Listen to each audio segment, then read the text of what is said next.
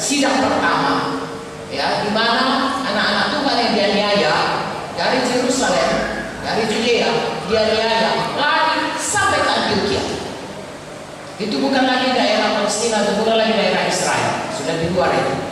Lalu dia sampai di sana, mereka itu memberitakan Injil, banyak orang Yunani yang selamat, ya, juga orang Yahudi. Lalu mereka semua diajari, ya, diajari firman Tuhan. Anak-anak Tuhan memanggil, kemudian Paulus datang dan Silas di situ mengajari. Setahun diajari. Lalu dikatakan di situ, maka mereka di situlah pertama kali orang-orang yang percaya Yesus disebut namanya Kristen. Mengapa? Kristen artinya Kristus, Kristus kecil. Orang-orang hidupnya seperti Tuhan Yesus, seperti Kristus. Kenapa? Hidupnya berubah. Mereka adalah orang yang mengasihi. Mereka adalah orang yang betul-betul percaya kuasa Tuhan. Mereka orang-orang yang kudus, tidak mau ikut dalam dosa. Orang-orang pada zaman itu berkata, kalau kau susah, panggil aja itu orang Kristen, yang pasti mau menolong. Saya mendengar ada gereja Tuhan demikian. Orang berkata, gereja ini semua ditolongnya, rohani, badani, materi, semua. Orang miskin ditolongnya, orang yang terikat dilepaskannya dari setannya, dan orang-orang sakit didoakan sembuh. Orang yang perlu pertolongan ditolongnya, keluarga yang berantakan dipulihkannya. Memang itulah panggilan kita.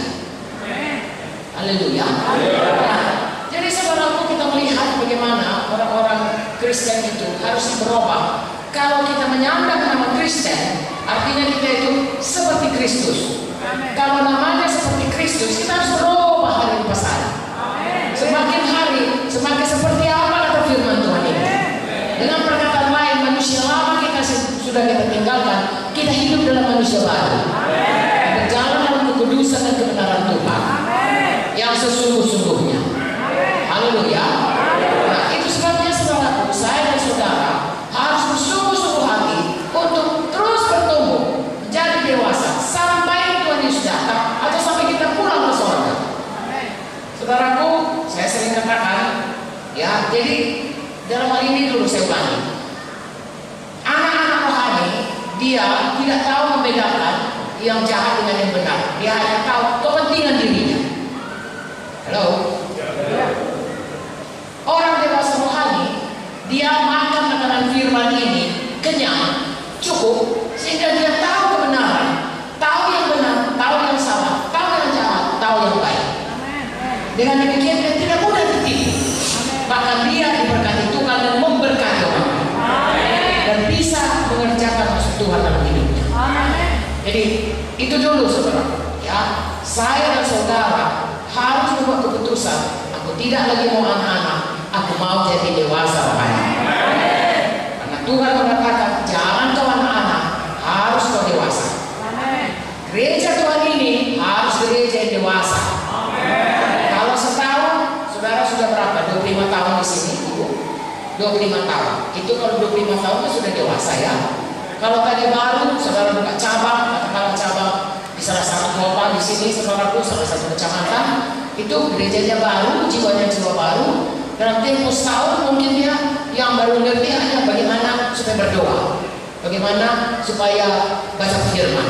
Belum tahu banyak-banyak mengenai firman. Tapi kalau sudah 25 tahun, saya dan saudara, saya sudah 50 tahun mengikut Tuhan, beda dengan gereja yang baru.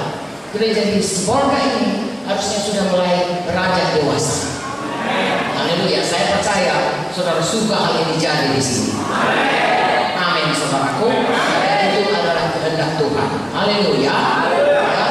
Jadi saudaraku, hari ini saya mau sampaikan bagaimana kita supaya bersama-sama dewasa, supaya Tuhan Yesus berkenan kepada kita.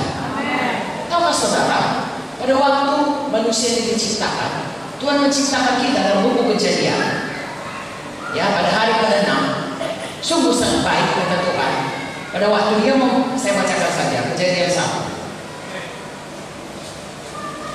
ayat 26, 27, 28. Tuhan menciptakan manusia. Kejadian 1:26, berfirmanlah Allah, baiklah kita menjadikan manusia menurut gambar dan rupa kita, supaya mereka berkuasa atas ikan-ikan di laut, burung-burung di udara, atas ternak, atas seluruh bumi, atas segala binatang laut yang merayap di